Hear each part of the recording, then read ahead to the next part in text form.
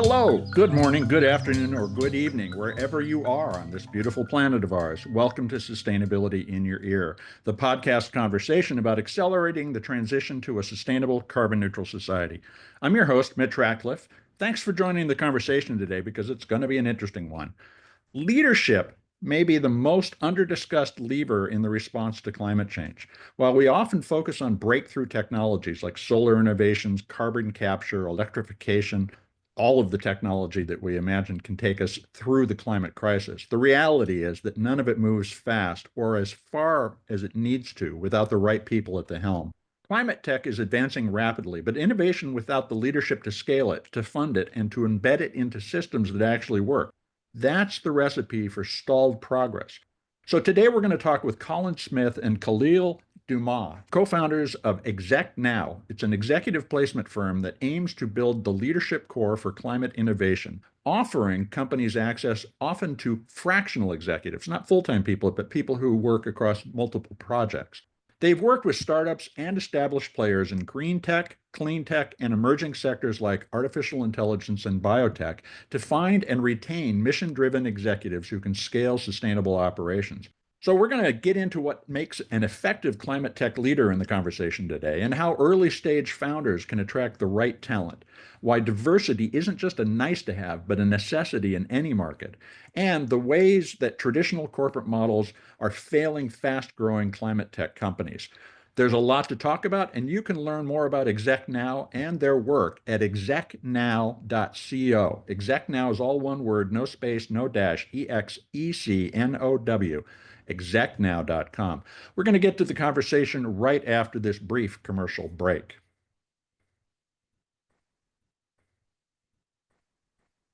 Welcome to the show, Colin and Khalil. How are you doing today? Wonderful. Doing Happy great. Friday. Yeah.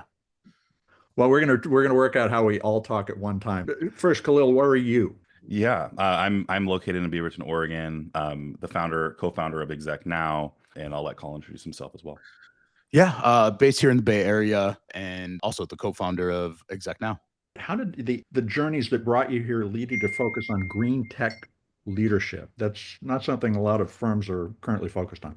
Yeah, Mitch, great question. You know, how we started our firm is we saw a massive opportunity and gap in the market when it came to next generation executive leadership firms as well as advisory firms.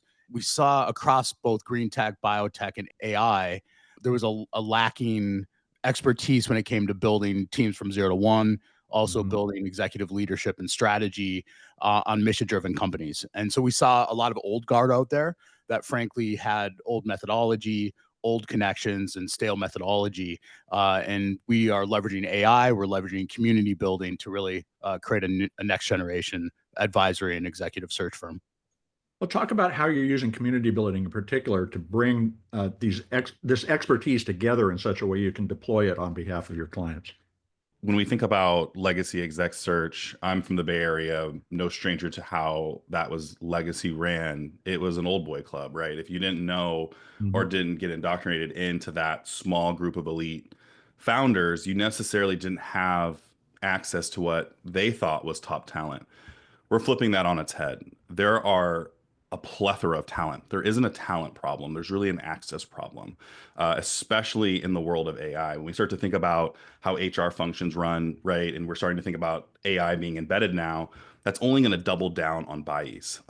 So that's really what we're seeing, and why we're approaching community building this way is we have top flight executives from all walks of life, from Fortune 50 companies, that are coming to us now saying, hey, I actually never engaged with a recruiter because I never really felt seen or heard in those engagements. And I also never really felt like they really cared about mission and value alignment, which is something overwhelmingly not only millennials are now starting to look for, but Gen Z demands. They will not join a company.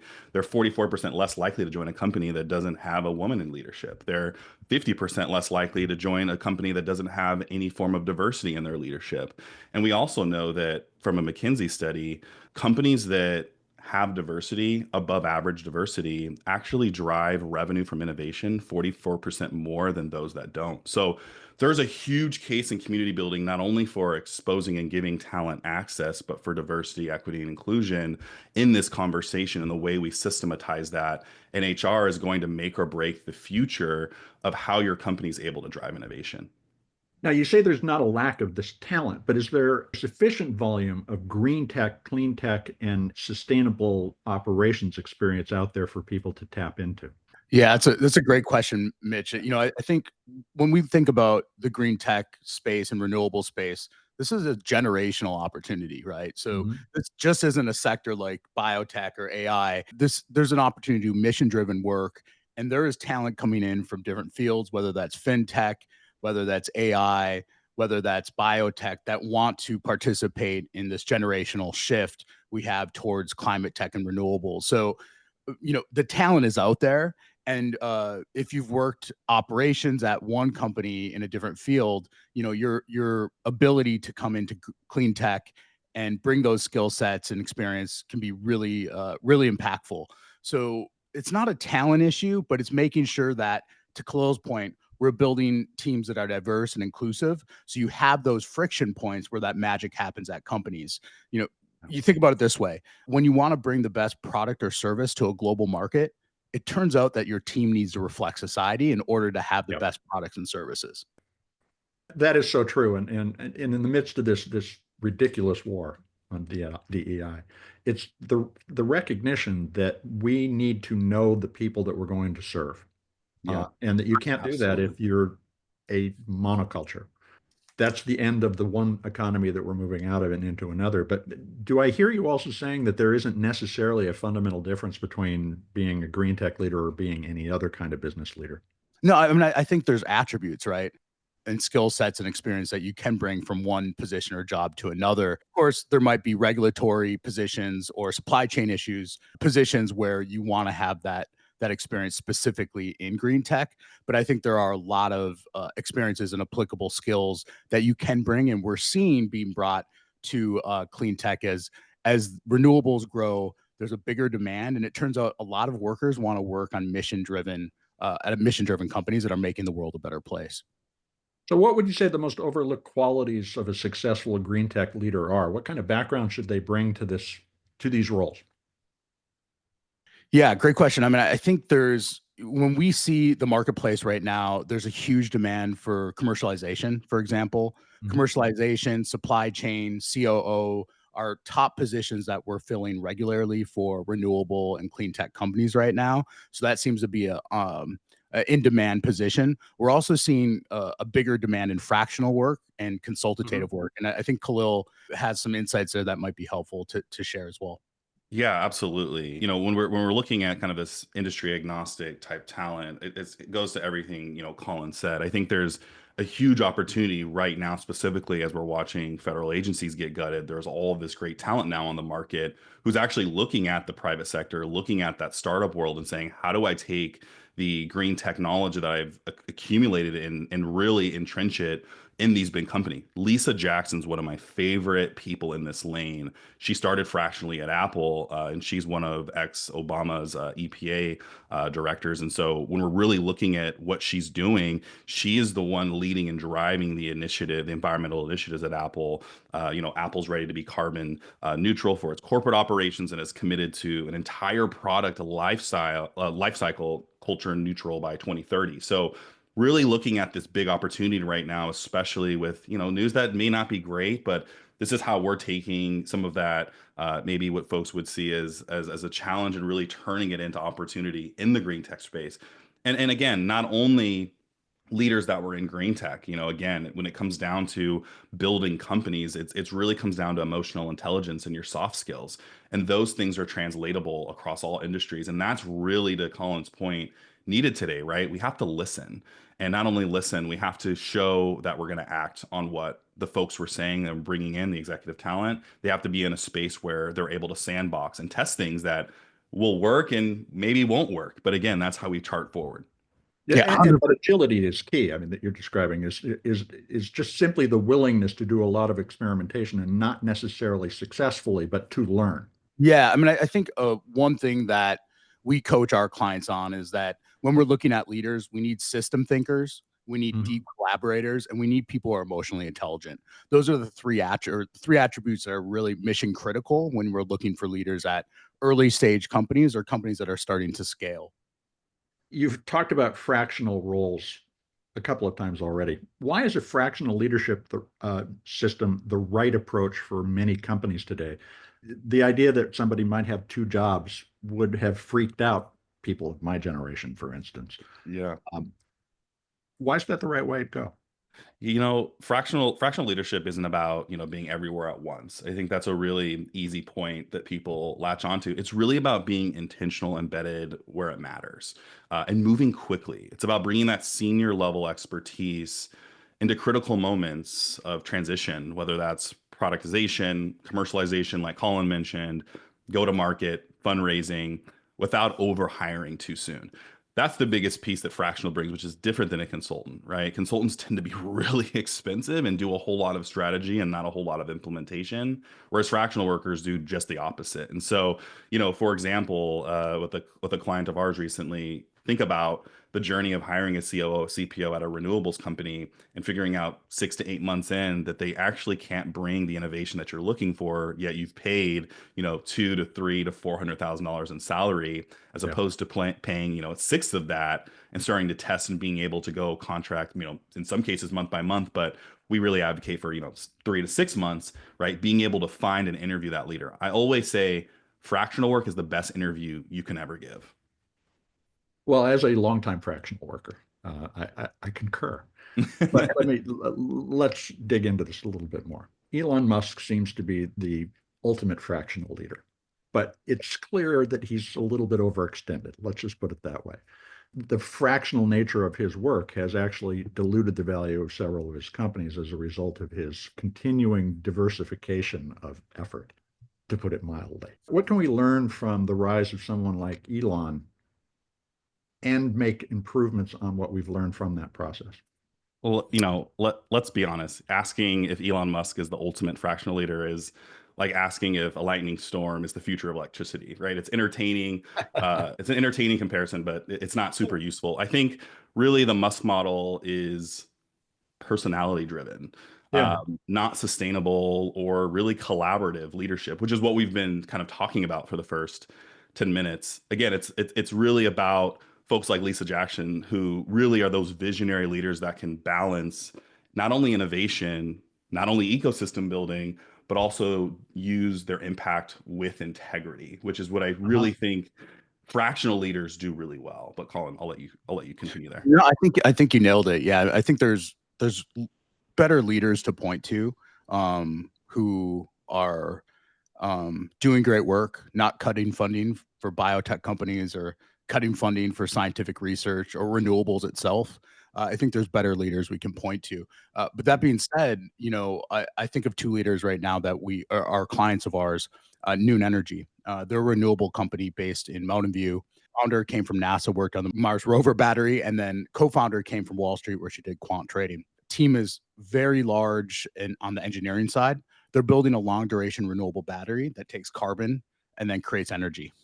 So some really revolutionary technology. And why I point to them is what they've done. We've been with them for a little over 2 years, building both their leadership team as well as 0 to 1 team on the technical and non-technical side.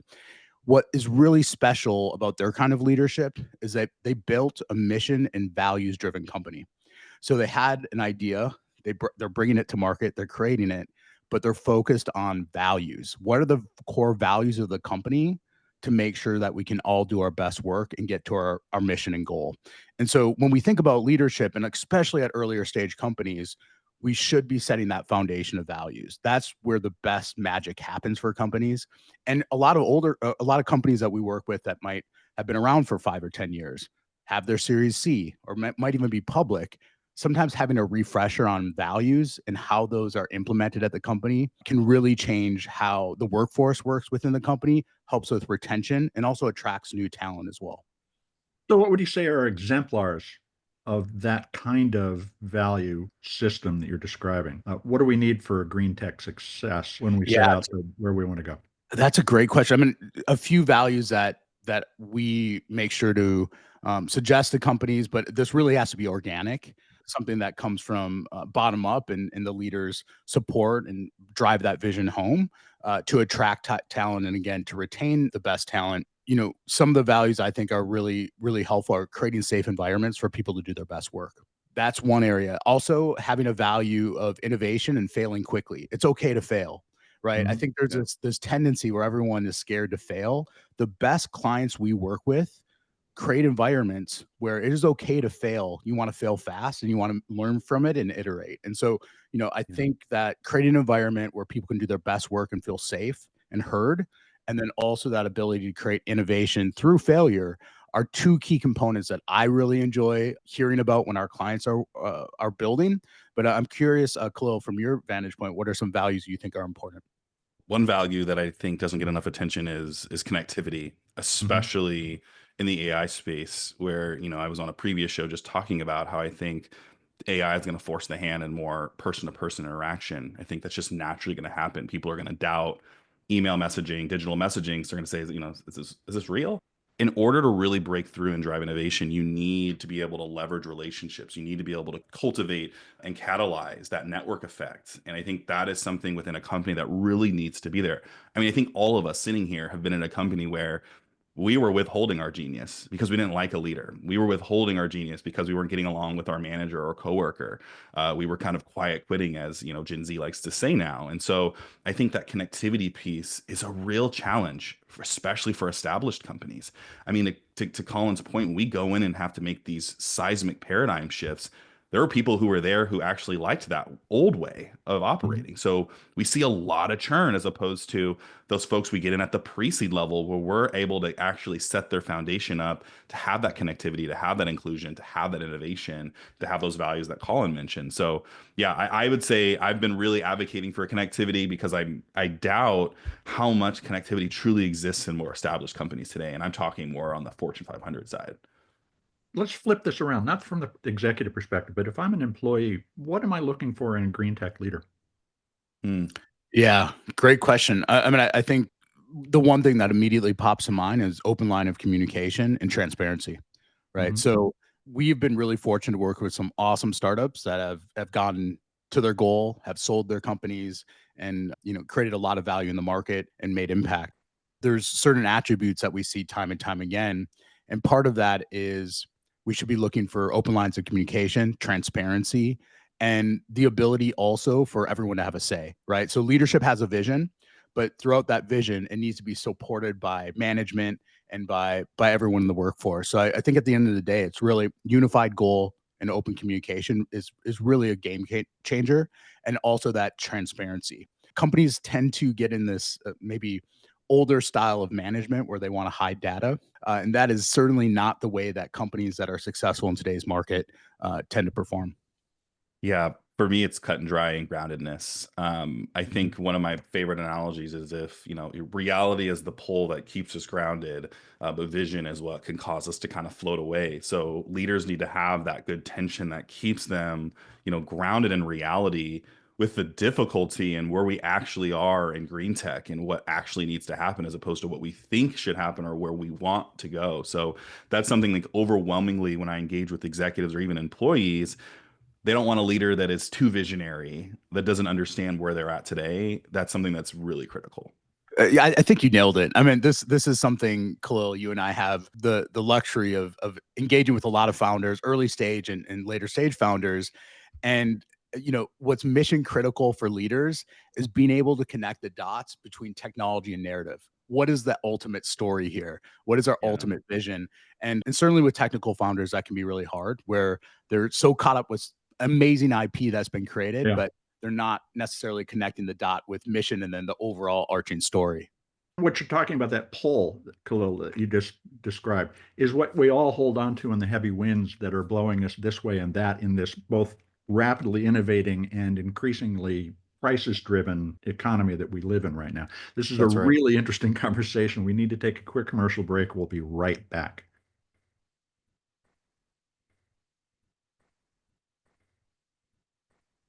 Now let's get back to the conversation with Colin Smith and Khalil Damas. They are co-founders of Execnow, an executive placement firm focused on clean tech, green tech, and advanced technology markets.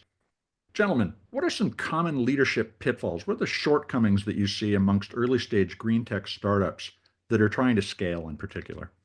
I'll start with two and then I'll tee you up, Colin. I Mhm. think the number one thing that I come across is delaying your revenue strategy until Series A. It's something that I've seen over and over again. And again, they'll blame it on a multitude of things. They'll have a multitude of excuses for investors. But if Mhm. you can't find that, again, that grounding, the reality of the situation, which is you're a business and you need to have a revenue strategy, even though you want to do good, right? We're not a nonprofit, and some may be, and no knock on nonprofits, but really in that for-profit space, that's something that I see overwhelmingly. And we touched on it already in the second part, which is hiring too quickly for optics. I mean, I can't tell you how many founders I've run into who want titles over substance. They want to be able to say they have an exec team and they want to be positioned that way, not only for investors, but going into fundraising.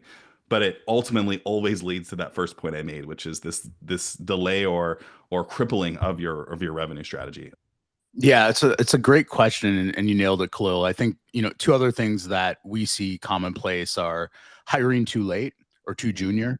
So there's this idea that we have a great company, we have great IP, we have a great team. People are going to want to work for us. Well, that might be the case, but there is likely other great mission-driven companies out there in the marketplace that top talent can go do. So that's something to think about. If you want top talent in the market, they're not going to wait. So there needs to be a strategy in place when we're thinking about hiring, whether this is executive level, mid-level, or on the engineering or non-technical side. The average days to hire on a fast end is going to look about 60 days. Yeah. And that's like perfect alignment on timing, schedules, all that stuff. When it comes to leadership and executive level, you're looking at, for example, we just placed a chief commercialization officer and a COO. Those searches took 4 to 6 months each. Mhm. And so leadership needs to realize often they kind of play catch up on hiring. Well, because everything else is so busy. When founders really should be spending about 25% of their time, the C levels should be spending 25% of their time recruiting. What advice do you have for founders who they're mission driven? They've got this great vision. They believe everybody should want to come and work for them, but they really struggle to attract executives who have both scale and green tech experience. How should they communicate what they need? I mean, it's a great question. I think part of that storytelling, but bring on experts. And this isn't just a pitch for our firm, but this is a pitch for executive search firms and advisories in general in the Mhm. market. There's a reason why we're valuable in the market. Talent is everything. What makes a company? It's capital, strategy, and people. And to make sure that you have the best talent on hand, there needs to be a set strategy from experts that are coming in and saying, these are the targets we should hit. These are the ideal candidates we should focus on. This is what a job description looks like. This is what market rates look like. These are the interview questions. There's a whole system in place that is really important when you want to find the best talent in the market.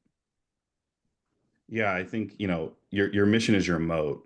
So you have to lead with it. Mhm. That's the biggest thing, making sure, again, I sound like a broken record, but you're grounded in reality. I think Yeah. fractional roles, advisor equity, strategic consultancies, those are all great starts. But again, you're not just selling a job, which is what I think a lot of founders think they're doing. They're trying to say, like, oh, this is so great. You're going to love it here.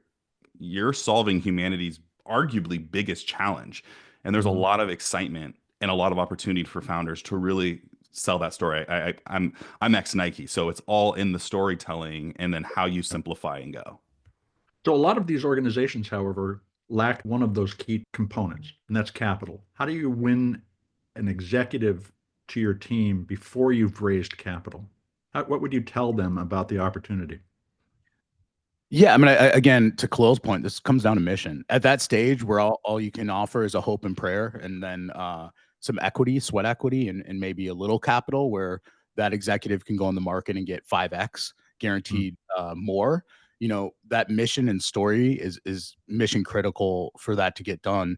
I think also the fundraising part is really interesting. Some of the companies that we work with that are seed level who might have some IP, might have their technology built, but are still raising funds.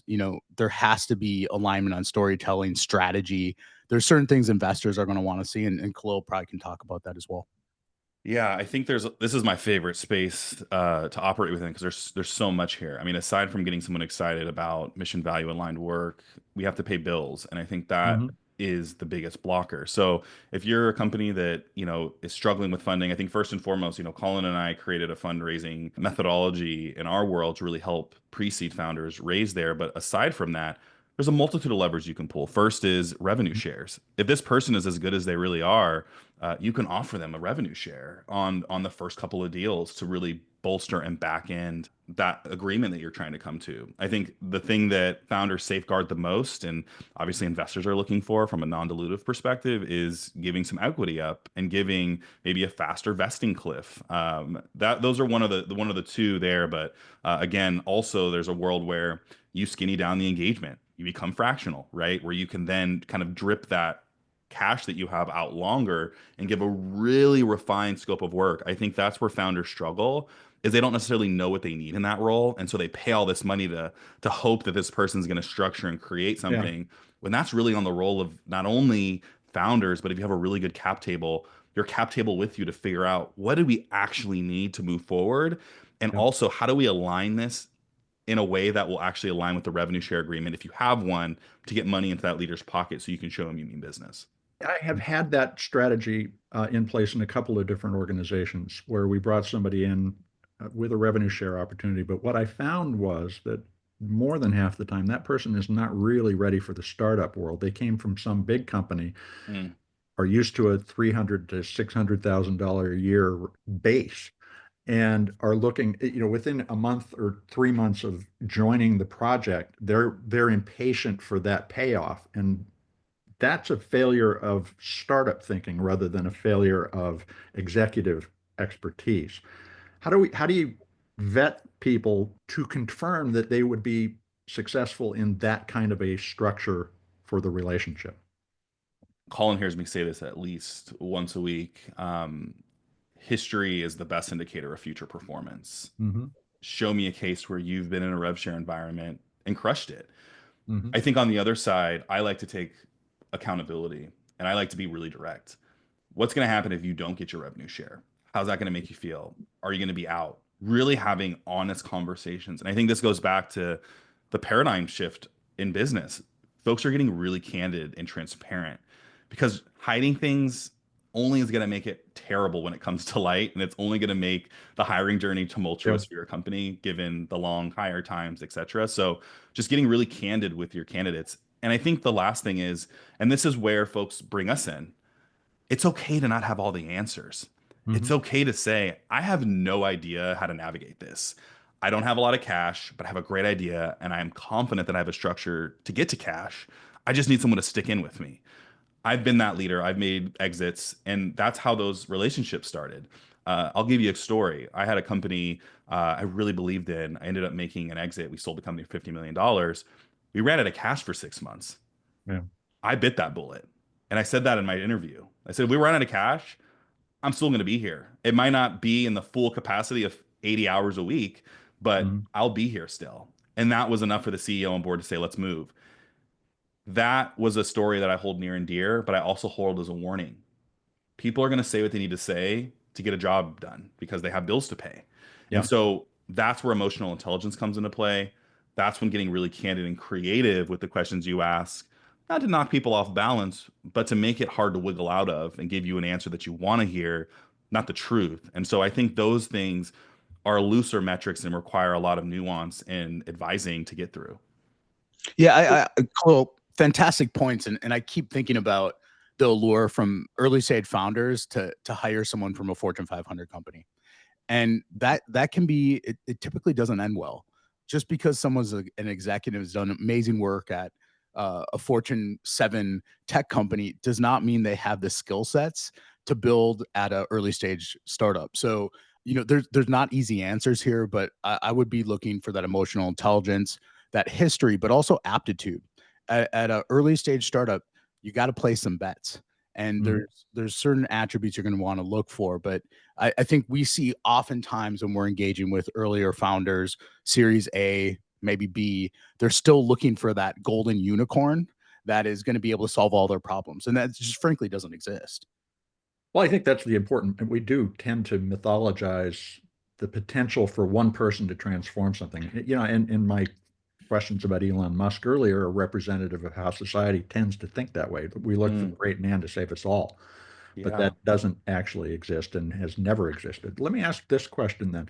How does inclusive leadership tangibly improve a green tech company's innovation or ability to innovate or create an impact? Do you have examples of real world outcomes? Yeah, 1,000%. I mean, this also gets back to groupthink, right? I mean, this is not rocket science. If you put everyone in the same room who has the same experiences professionally and in their lives, there's going to be gaps there. That friction point to have diverse and inclusive team that has different experiences, different professional experiences, different lived experiences in their lives. That is where you get that magic, where the best ideas win. There's not always agreements, but you're going to be able to see markets from a different angle. You're going to be able to see and attack problems from a different vantage point. And there's countless cases of this. I mean, there's study after study that show companies that embrace and build diverse and inclusive teams tend to have a better bottom line. And this is not, again, really complicated. I mean, just if we put ourselves in any situation and we're trying to solve a problem, you'd want the group that you're trying to figure out that problem with to come from different vantage points and experiences. You don't want to be inside the box. You want to Yeah. be all over the market interface. Yeah. Yeah, absolutely. I mean, one of my favorite stories is a Series A fintech company. Their whole business model is helping solopreneurs convert from LLCs to S corps, and they came to me as a Black B2B creator and said, "Look, we're having a really hard time." Not only capturing the black market, but capturing really anyone that is non-white. Like, why is that? And I had to really sit them down and gently hold their hand and say, what you just described is not only an education problem, it's an access problem and a communication issue. You Mhm. have to really approach these conversations delicately because there's a lot of trauma attached to this type of marketing. And you have to really meet that trauma where it's at and give folks the tools, right, to come in. So doing things like marketing office hours, right? Mhm. Doing really educational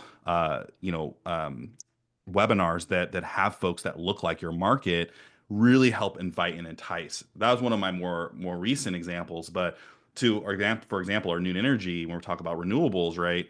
There is rural energy access and emerging market access. And in order to engage in that, you got to go find non-traditional people in those areas to really Yeah. give you the perspective of what's really happening there. And I mean, we're talking about Elon Musk, right? We look a little bit at the political environment. That was the issue. The Democratic Party is they didn't really do that. They didn't really fully have that communication prowess and have that exposure to be able to be truly inclusive of their full voter base. And we see that at the startup level too, where you're not fully inclusive of your consumer base that you're going after. Yeah, it's ideology over narrative, where you Yeah. think if you just tell Yep. people over and over and over, Absolutely. ultimately they're going to get it. And without the story hooks that make you enter the story, it's not going to be successful. Absolutely. I couldn't agree Spot more, on. Mitch. Well said. What do you think the biggest leadership trends or skill sets to focus on over the course of the next decade in green tech might be? What kinds of qualities are we looking for in these leaders? I mean, we literally have 2 meetings a week, an hour long, where we go over tech stacks that are changing in a 24-hour period when it Yeah. comes to AI. So I think nimbleness is going to be one of the attributes that is going to be something that we're all going to have to adapt to at a higher clip rate moving Mhm. forward. I think from an executive side, also we discuss emotional intelligence a lot.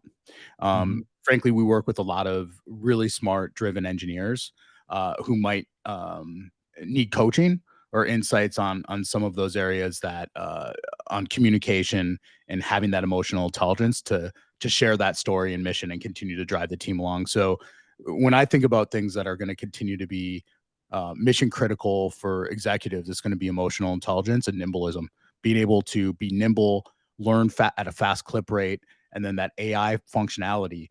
Like, there's a saying right now that AI is not going to make people unemployed. It's going to make people unemployed if they're not utilizing it. Yeah. So we see a lot of professionals kind of running away from it at times, and it's actually something that people should be embracing right now. Really at the first step, we talked about this a bit, that cross-sector fluency is key, right? Being able to reach across the aisle in a multitude of different industry to bring in innovation from other folks that aren't in the green tech space. Coalition building, we know this, right? Regulators, community builders, capital providers, getting them really bought in from a narrative driven leadership perspective, right? People need to understand what you're building because it needs to be funded. But I think the thing you mentioned, which is a major pain point and something I see all the time, is comfort with ambiguity. I mean, when you go and you grab someone from a Yeah. Fortune 50 company, everything's set up and plugged in. What happens if nothing is, you come to an empty desk? Is that person going to be comfortable plugging all the computers in, downloading their own apps, hiring their own team, doing their own operations, setting up their own AI automations, setting up their own AI agents? Are they going to be able to do that level of work, or are they so used to delegating that they no longer can implement? And so those are kind of the four things I would say are really imperative, not only for green tech, but really any industry at the moment. Well, I think your point about dealing with ambiguity is so critical because what I've seen is the transition, and I'm late career. Everything was written down when I started my career, and you knew what you had to do, and it was a checklist. But now you adapt your environment to your needs and the needs of the rest of your team, and that it presents constant challenges of ambiguity combined with complexity. Yeah. Do you see that younger workers are coming into the workforce prepared to deal with ambiguity? I mean, I really see a lot of functional freeze amongst our younger folks, right? They're coming into these organizations. Everyone, like, no, the conversations we're having are not normal conversations happening in Mhm. corporations. They're way more emotional, not data driven. And so when you're young coming in trying to find that example, it can almost be like a deer in headlight situation where you're kind of like, oh, where do I go? Which is why Colin and I feel so called to do what we do, right? We want to be Mhm. that vocal leadership that's very clear and doesn't move that needle. I was laughing when you mentioned you wrote everything down because I also write everything down still. But I had a really funny story where I had a leader actually, we had a document, a digital document where we had all our tasks done, like my task to dos, and they had changed the document before my meeting, before we had agreed up what we had agreed upon. It just shows you a little bit of a guise into where that toxic leadership can seep in. Now that Yeah. we are in this digital age, moving that goalpost becomes really easy. And Mhm. so these young leaders, I think, have some functional freeze because they're not really sure what to focus on when they come in because the organization, Mm. like many right now, are in huge paradigm shifts, which again could lead to opportunity. What they don't realize is it's leading to their resiliency. They will become more resilient naturally. As a millennial speaking here, you will become more resilient. You will find your lane. But yeah, I don't want to look too rosy glassed at new folks coming into the workplace because I want to really recognize how hard it is at this very moment. Yeah, those are fantastic points, and I can't help but think about uh, the advice I got when I first got into corporate America before we started creating our own company, uh, and it was, solve problems. Instead of waiting for your manager or someone to come to you and say we need this fixed. If you're at a startup, solve it. Get Fix up, it. Yeah. fix it. Yeah, fix it. Don't wait There's and no ask. Just waiting. do it. And if you get in trouble, okay, you tried. To Colin's 100%. point, at my first startup, that was exactly what I did. Was I had my job description, but I was like, "Hey CEO, this is all broken. You guys aren't selling. You guys aren't teaching people how to use our software. Like, we need to build all of this." Mhm. And here it is. That's the piece that I think new leadership and new employees are missing. Is it's not just saying, "Hey, there's a problem." It's actually taking a stab at solving it and being courageous enough to present that in front of If I people were that you think are smarter. if I were a younger professional just getting in, I would build a relationship with my manager. And if you're at a startup, find out what the founder's problems are. If you can Mhm. alleviate a little of that pain point and take it off their plate, you'll win value and trust, and you'll continue to be able to build off of that. What else can I take off their plate and handle for them? So what are their biggest challenges and how can you help fix them? But also, if there's a challenge, to both of your points, don't sit on your hands. I get it. I think as a younger professional, you're trying to figure out what you should do. If you're supposed to wait to be told what to do, if you're at a great company, they should want you to fix problems and not sit on your hands and wait to be told what to do. Yeah, well, if only it were always that way. But here's another observation is that in the context of what we're describing, that younger worker in these increasingly ambiguous environments, there's a lot of, in my view, a lot of fragility that they bring to this. But Mm, what they need to take and do with that fragility is translate it into resilience by doing the kinds of addressing of the unaddressed problems that they identify. Because if you sit back and wait for somebody to say, that's what you do next, you're done. yeah. Or worse, right? You kind of become that person in the culture that just has a lot of problems with no solutions. And I've seen some of the smartest folks at the junior level and senior level make a swift exit because of that. Nobody wants someone around who's just going to say, "There's problems, there's problems." Like, yes, we're aware. What's your solution? And so, Yeah. absolutely, Mitch, I couldn't agree more. It all comes down to relationships. I Yeah, mean, yeah, yeah. that's bottom line. And I think, I also don't want us to fall in the trope that I think senior level folks and professionals fall into. Where like, oh, the younger generations or earlier professionals are lost. I think we Yeah, all were it's there not at one. true. And I'm actually incredibly optimistic about the future when it comes to the younger professional out there. I think with Yeah. access to AI, we see AI adoption happening with younger professionals at a way faster clip rate than Mhm. more seasoned professionals, and so I think there's a lot of opportunity there. So I want to make sure we're also giving the flowers where they're due for the younger professionals out Absolutely. there. With that perspective, think out 10 years. It's 2035. Will the US and the world be on the way toward a truly sustainable economy based on the kinds of leadership that you see coming into the market now? Yeah, I mean, looking 10 years out, I like to think, and this is my own opinion here. I like to think we'll be further than I think we are going to be in this current moment, only if we keep investing in people behind the technology.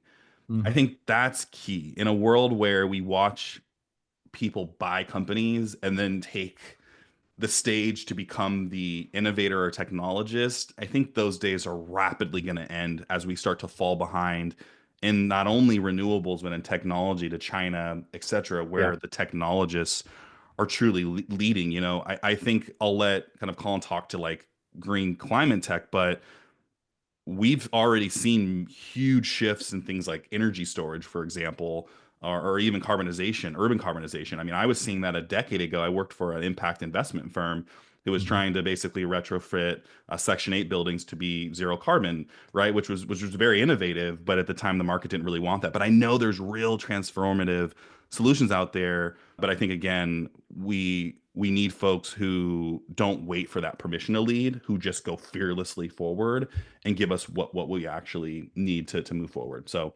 again, really investing in the people behind the technology, I think, is what is giving me optimism for the future.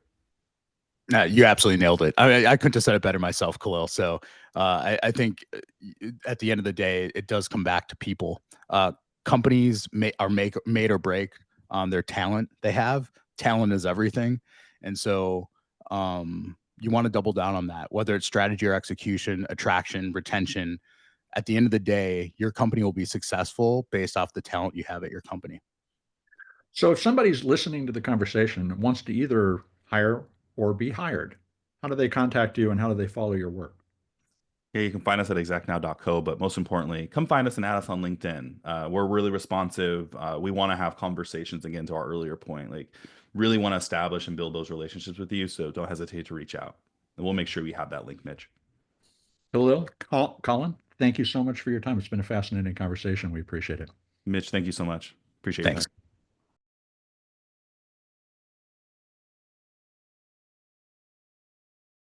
You've been listening to a conversation with Colin Smith and Khalil Dumas, who are the co-founders of Execnow, an executive placement company working to provide green companies with effective leaders who can, as we heard, bring a nimble approach to solving problems with initiative, storytelling, and emotional intelligence. And you can learn more about Execnow at execnow.co. Execnow is all one word, no space, no dash, execnow.co. And right now, as the word climate and environmental data is being removed from our nation's government websites, industrial policies, and regulatory regimes, it can be hard to take chances, to make the mistakes necessary to rapidly evolve a company, a product, or a marketing strategy. But as tech investor Esther Dyson said decades ago, the key to entrepreneurship is to always make new mistakes. And today we have the tools to make new mistakes faster than at any time in history. AI allows us to model a variety of potential outcomes and see where we might adjust our strategy to get there. And we need those experiments and failures to find our light bulbs that illuminate the way out of the climate crisis. The mistake that our political leaders make is to characterize today's climate and diversity challenges as impediments to progress. They are the catalyst of the changes that will make American products and services relevant and profitable in a warming world that has connected into a global conversation in less than 2 generations. Everything is changing. And rather than get fixated on the acronym DEI, it's time to recognize that having all the types of people that you will sell to all over the world around the table inside a startup or an established enterprise lays the foundation for global relationships. And relationships are the basis for global sales. And that, folks, is how you grow your GDP. Instead, we're closing our borders and our minds, banning words that today's leaders find challenging, and consequently handing the opportunity to lead the next industrial revolution, the one that will be built on renewable energy, regenerative agriculture, and a raft of innovations we have not yet seen. We're handing that opportunity to lead to China, India, and the global South, where climate change will drive wholesale, cultural, and economic transformations over the next decade. The United States cannot take a seat and watch. We have to get into this game and we have to lead. So, I hope you'll take a few minutes to share this podcast or any of the more than 500 episodes of Sustainability in Your Ear that we produced with your friends, your family, your coworkers, the people that you meet on the street. We've got 500 shows to choose from. So writing a review on your favorite podcast platform can help your neighbors find us. Folks, you're the amplifiers that can spread more ideas so we create less waste. Please tell your friends, everyone, family, coworkers, like I said, the people on the street, that they can find us on Apple Podcasts, Spotify, iHeartRadio, Audible, or whatever purveyor of podcast goodness that they prefer. Thanks for your support. I'm Mitch Ratcliffe. This is Sustainability in Your Ear, and we will be back with another innovator interview soon. In the meantime, folks, take care of yourself, take care of one another, and let's all take care of this beautiful planet of ours. Have a green day.